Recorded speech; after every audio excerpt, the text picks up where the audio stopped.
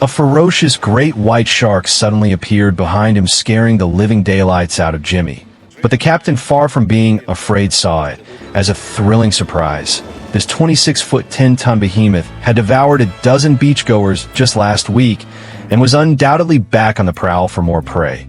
Capturing this beast would surely fetch a handsome reward. The captain immediately grabbed his ancestral harpoon gun, loaded it with the biggest spear he had, and instructed Curly to tie the end of the rope to a 500-pound buoy.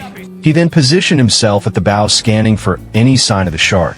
As it turned out, there was no need to search. The shark was hurtling toward them at breakneck speed.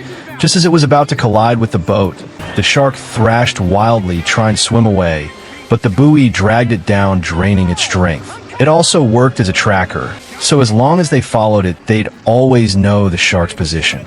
However, this shark was monstrously strong, dragging the buoy deep underwater in seconds. Still, the captain stayed calm, believing that once it tired, the buoy would resurface. They waited on the open sea for a grueling 24 hours before the buoy finally reappeared.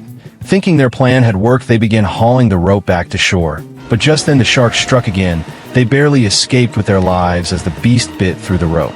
The situation grew worse as it circled the boat menacingly, waiting to strike again. Yet the fearless captain loaded his harpoon and fired another shot. One wasn't enough, so he quickly fired a second.